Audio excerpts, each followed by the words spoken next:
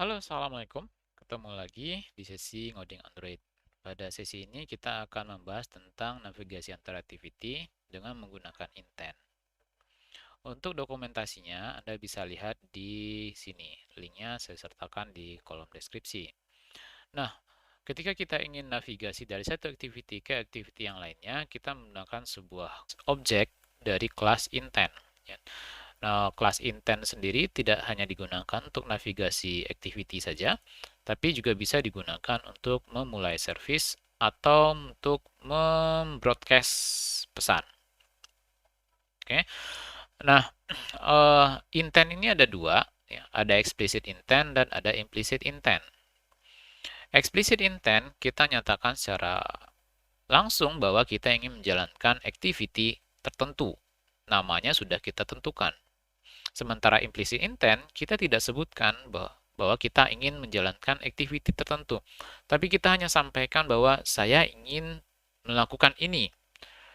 Tolong carikan activity yang bisa melakukan itu. Nah, itu dua jenis intent tersebut. Lalu bagaimana cara kerja intent di Android? Bisa dilihat di gambar berikut. Misalkan activity A ingin memulai activity B di sini. Nah, pada activity A kita perlu membuat objek intent. Sesuai namanya, intent itu adalah, ya kalau kita translate ke bahasa Indonesia itu artinya maksud dan tujuan. Kita buatkan maksud atau intent kita ingin menjalankan activity B. Kita buatkan dalam bentuk intent. Ya. Kemudian setelah intent ini kita buat, kita sampaikan atau kita kirimkan intent kita ini ke Android. Kalau intent kita itu berupa intent untuk memulai activity, kita gunakan metode start activity. Kalau service, kita gunakan start service. Oke. Tergantung intent kita. Nanti Android akan menerima intent yang sudah kita buat tadi dan memproses intent tersebut. Bagaimana caranya Android memproses? Kalau intentnya adalah explicit intent, dia akan jalankan activity yang dimaksud. Tapi kalau seandainya intent tersebut adalah implicit intent, maka Android akan mencari activity yang bisa melakukan aksi yang dinyatakan di dalam intent tersebut. Kemudian akan menjalankan activity tersebut. Jika activity-nya banyak, maka akan tampil pilihan. Nah, mekanismenya kira-kira seperti itu.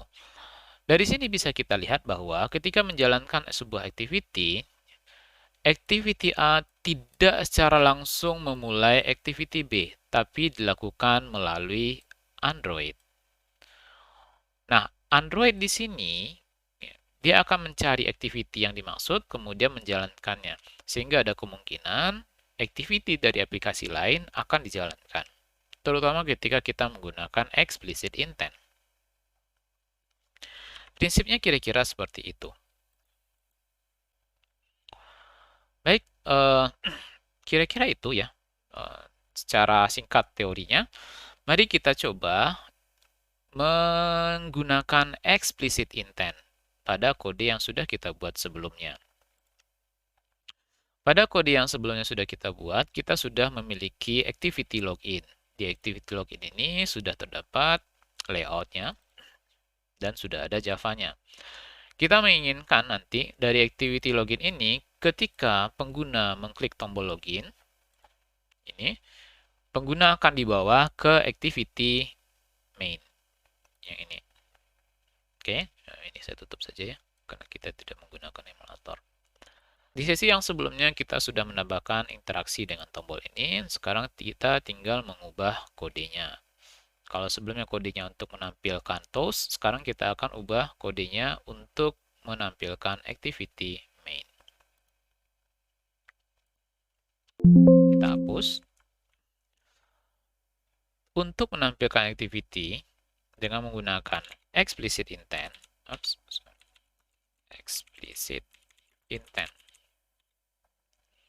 kita buat objek intent terlebih dahulu. intent, ya seperti dalam pemrograman berorientasi objek, untuk membuat objek intent kita gunakan keyword new. Nama objeknya akan saya berikan nama main intent saja. New intent. Nah, ketika kita menggunakan explicit intent, kita harus sediakan konteksnya. Konteksnya adalah activity ini, kemudian nama activity yang akan kita panggil. Nama activity yang akan kita panggil adalah main activity. Main activity.class. Oke.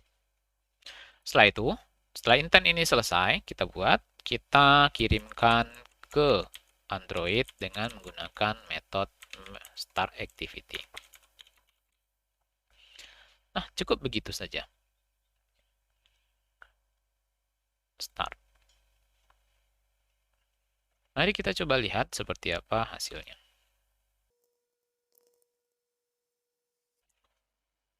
Oke, sudah jalan. Mari kita klik login.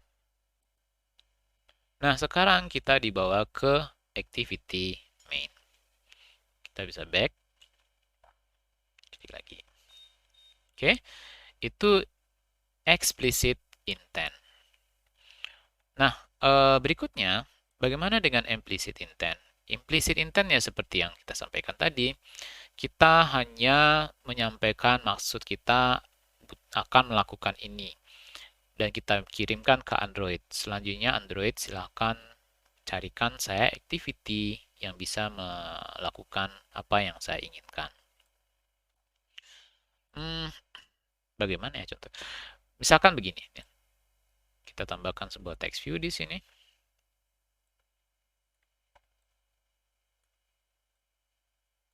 Itu saja. Teksnya lupa password. Hubungi call center. Misalkan seperti ini ya.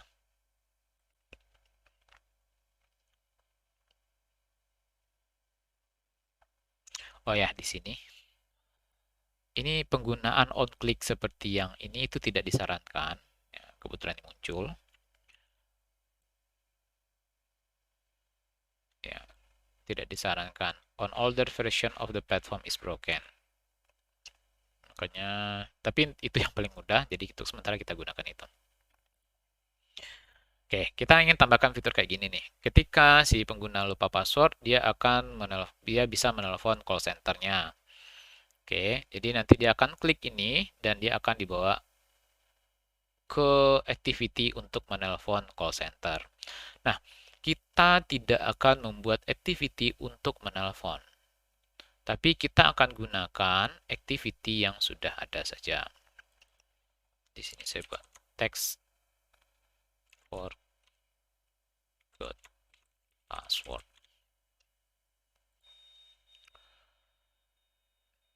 Nah, kita tambahkan property onClick di sini. OnClick ini. On forgot password click.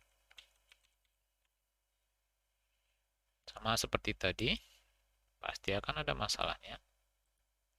Oh ya, satu lagi, touch targetnya size too small. Ya, ini mungkin karena terlalu kecil, mungkin susah nanti disentuh. Android menyarankan agak diperbesar. Oke. Sekarang kita buatkan metodenya. Create.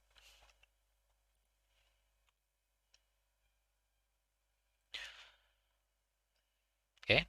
Nah, di sini kita akan menggunakan implicit intent. Untuk implicit intent, sama seperti sebelumnya, pertama kita perlu membuat objek intent tersebut. Saya beri nama call intent saja, new intent. Selanjutnya, kita perlu sampaikan ke Android apa yang ingin kita lakukan melalui intent ini. Call intent, set action-nya apa? Action kita akan menelpon, atau bahasa Inggrisnya dial. Intent, action, dial. Yang ini. Ya. Nah, kalau kita mau nelpon, tentu kita harus tahu, kita kasih tahu nomor telepon berapa yang akan kita panggil. Jadi kita berikan datanya. Call intent set data. Untuk data sendiri yang dibutuhkan dalam bentuk format URI. URI parse. Nah, import. Untuk implicit intent ini, kita harus sediakan data sesuai format yang sudah ditentukan. Kalau telepon formatnya tel.2, terus nomor telepon yang akan dihubungi. Saya buat saja 888 777 666. Oke. Nah, di sini kita sudah mempersiapkan intentnya. Selanjutnya kita kirimkan intent kita ke Android dengan menggunakan metode call start activity. Oke. Cukup. Next, kita coba jalankan.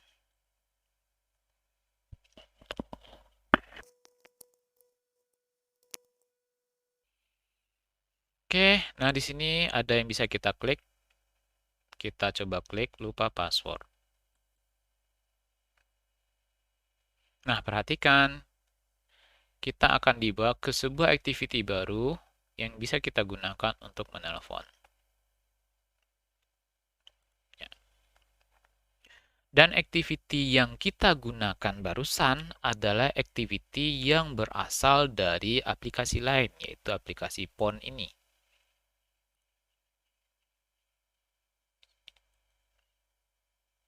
Oh, ngehang dia.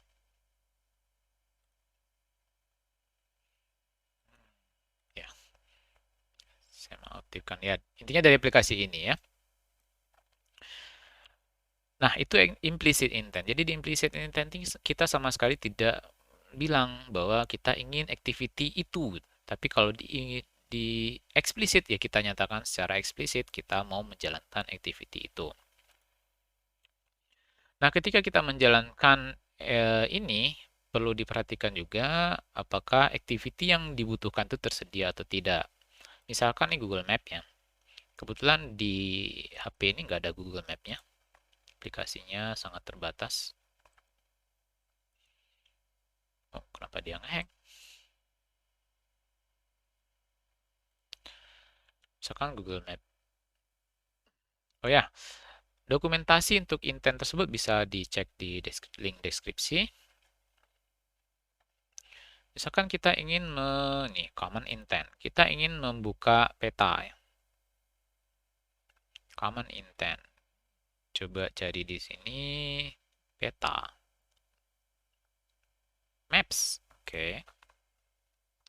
Maps itu actionnya adalah action view. Kemudian datanya memiliki format seperti ini. Geo, latitude, longitude. Kita coba dulu deh satu. Maps google.com.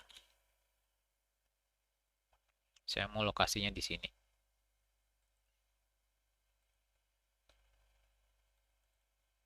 Nah, ini.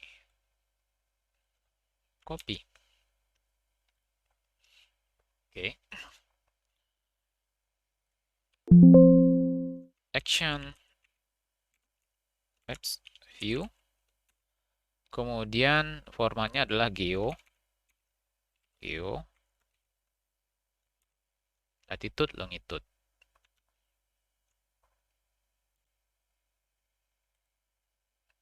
Geo, latitude, longitude. Mari kita coba jalankan lagi.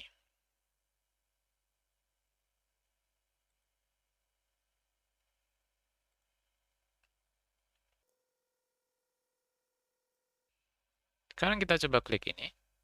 Klik. Nah, error. Kenapa? Karena kita meminta Android untuk menjalankan activity untuk menampilkan peta. Sementara smartphone yang saya punya, yang digunakan tidak punya Google Map. Tidak punya Google Map. Atau mungkin aplikasi yang digunakan untuk menampilkan peta. Sehingga itulah yang menyebabkan errornya. Jadi sebaiknya ketika kita menggunakan implicit intent, kita harus cek terlebih dahulu. Apakah activity-nya tersedia atau tidak. resolve activity get package manager. Kita harus pastikan tidak null, artinya ada activity-nya. Oke, sekarang kita coba. Kalau tidak ada, mungkin bisa kita tambahkan post di sini. Activity tidak tersedia, misalkan.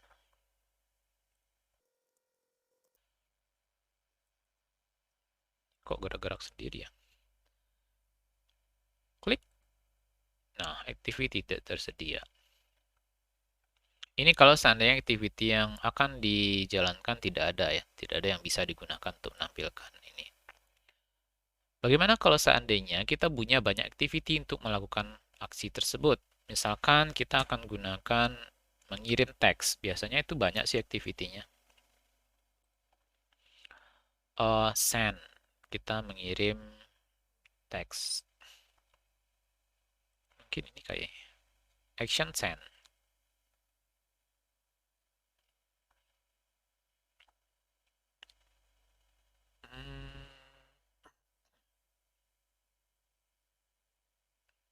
Mungkin ini. Coba deh yang lain. Action send. Text messaging.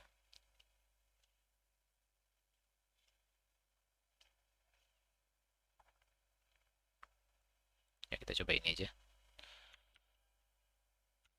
Action send. Actionnya adalah send. Kemudian kita tidak gunakan ini, tapi kita gunakan call intent put ekstranya extra text. Teksnya adalah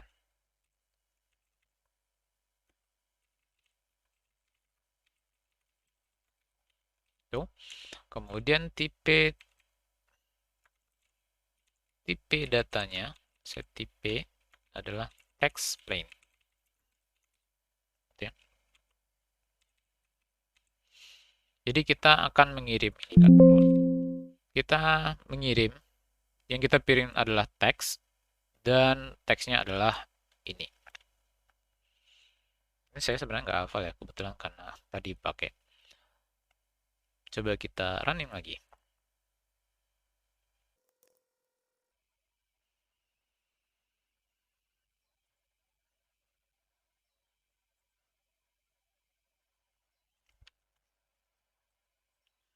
Oke, sini kita klik. Nah, di sini ada beberapa pilihan yang bisa digunakan untuk mengirimkan teksnya. Bisa menggunakan messaging, Bluetooth, atau nearby share. Ya, kira-kira seperti itu sederhananya untuk implicit intent. Ya, kalau seandainya activity-nya banyak, maka akan ditampilkan pilihan. Sama seperti misalkan Anda membuka aplikasi PDF, file PDF di aplikasi WhatsApp, biasanya akan ditampilkan pilihan kalau di smartphone Anda terinstall banyak aplikasi untuk menampilkan file PDF. Baik, demikian sesi kita untuk hari kali ini. Kita sudah membahas tentang intent. Baik, kita ketemu lagi di sesi berikutnya. Sampai jumpa, terima kasih. Jangan lupa kalau seandainya ada kritik dan saran, silakan tuliskan di kolom komentar. Sampai jumpa lagi. Terima kasih. Assalamualaikum.